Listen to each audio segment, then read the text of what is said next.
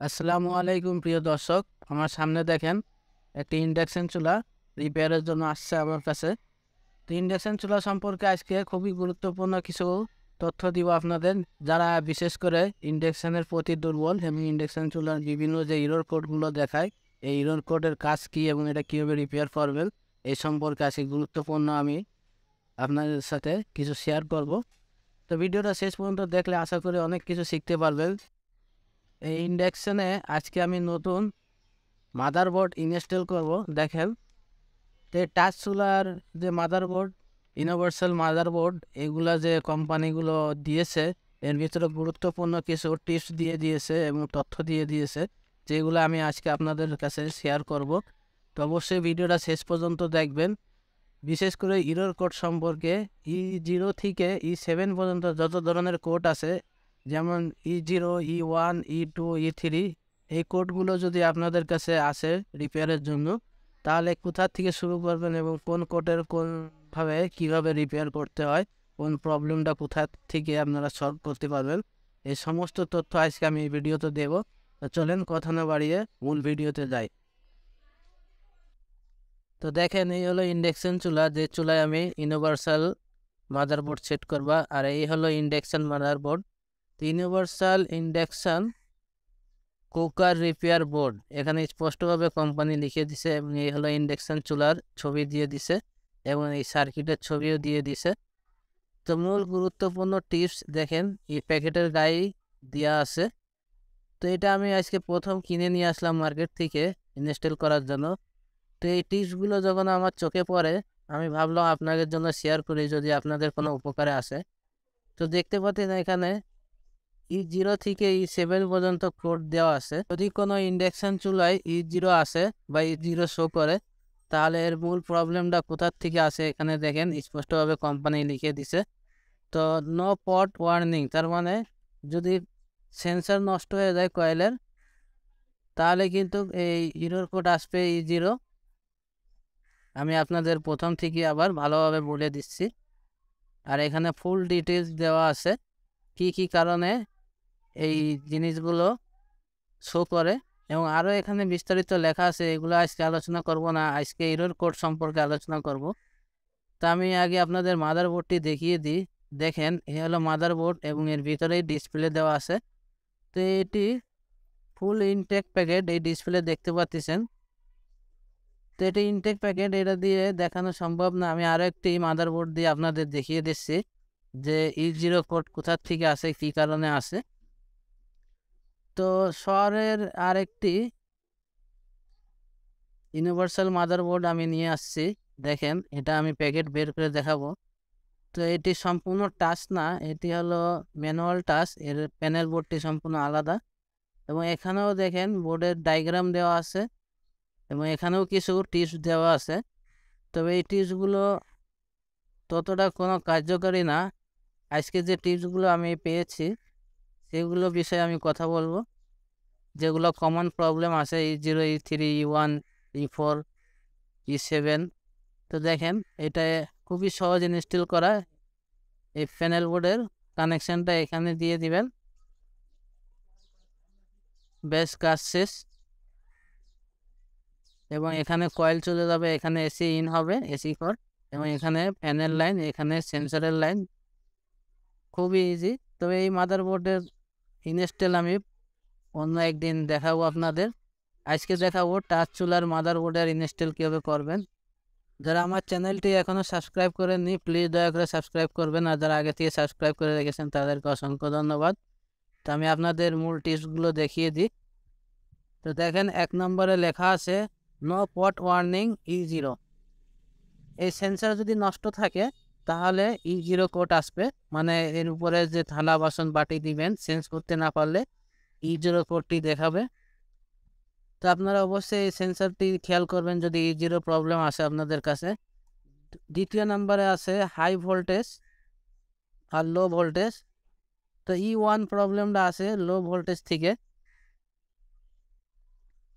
তো low voltage কোথা থেকে আসে, কোথায় আপনারা চেক করবেন, কীভাবে রিপেয়ার করবেন, আমি এই মাদারবোর্ড দিয়ে আপনাদের দেখিয়ে দিন। তো হাই ভোল্টেজ আর লো ভোল্টেজ, লো ভোল্টেজের জন্য E1 এবং হাই ভোল্টেজের জন্য E2। হাই ভোল্টেজ বলতে আপনাদের যে 220 ভোল্ট ইন হয়, সেখানে যদি 220 ভোল্টের জায়গায় 240 ভোল্ট, 50 ভোল্ট, 60 ভোল্ট যদি ইন হয়, সেক্ষেত্রে এটা E2 দেখাবে। এই যে ক্যাপাসিটারটি দেখতেছেন, হাই ভোল্টেজের ক্যাপাসিটার, এখানে এই ভোল্টেজের গুড়ায় মাপ দিবেন 300 থেকে 310 ভোল্ট হতে হবে।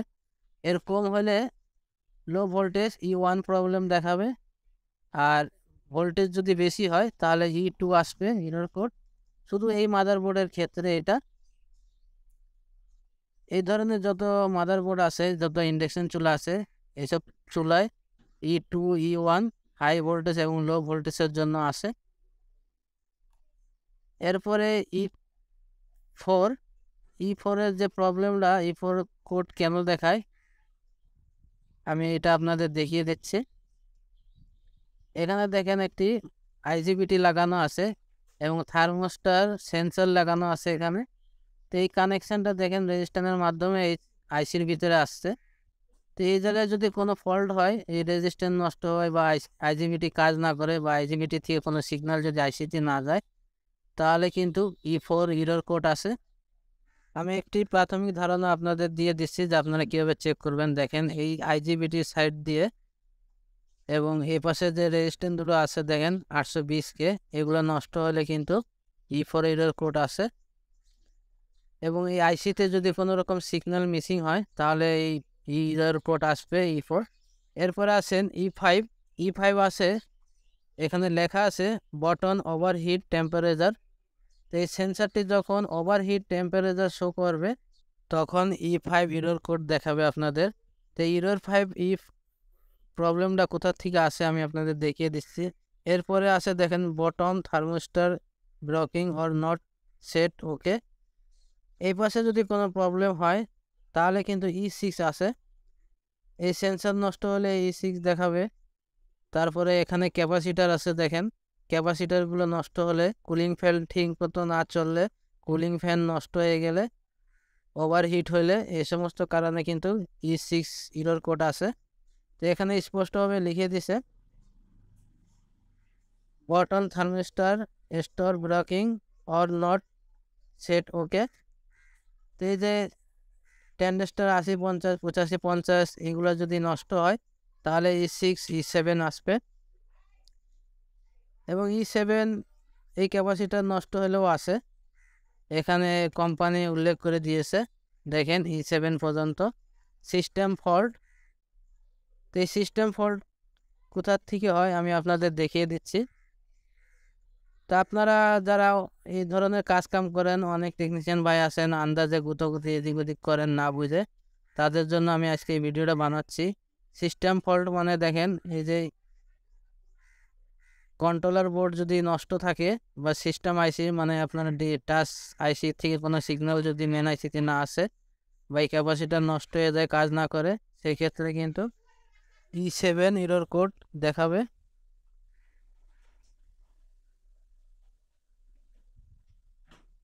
এরপরে দেখেন এখানে লেখা আছে IGBT over temperature normal display এবং over current protection normal display.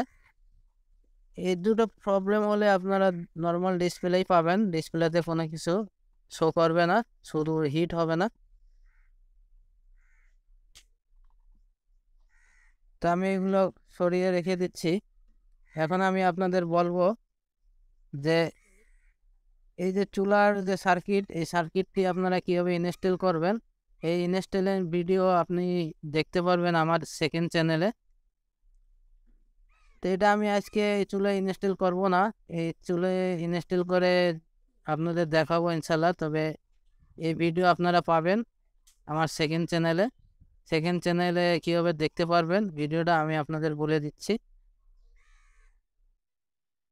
আশা করি আপনারা বুঝতে পারছেন। যদি বুঝতে অসুবিধা হয় আমাকে কমেন্টে জানাবেন, আমি আপনাদের কমেন্টে রিপ্লাই দেব ইনশাল্লাহ। তো আমার এই ভিডিওটা যে চুলোর ইন্ডাকশান চুলোর যে নতুন সার্কিটটা আমি ইনস্টল করব, এই ভিডিওটা আমি আমার সেকেন্ড চ্যানেলে আপলোড করব। আপনারা চাইলে আমার সেকেন্ড চ্যানেলটা সাবস্ক্রাইব করে রাখতে পারেন, ওখানে নতুন নতুন ভিডিও পেয়ে যাবেন আপনারা, অনেক ধরনের শিক্ষণীয় ভিডিও পাবেন ওখানে। আমার সেকেন্ড চ্যানেলের নাম আছে SK9 WK9। ব্যাস এতটুকু লিখে ইউটিউবে সার্চ দিবেন SK9 WK9। আবার দেখা হবে নতুন কোনো ভিডিওর সাথে। সেই পর্যন্ত সবাই ভালো থাকবেন। আল্লাহ হাফেজ।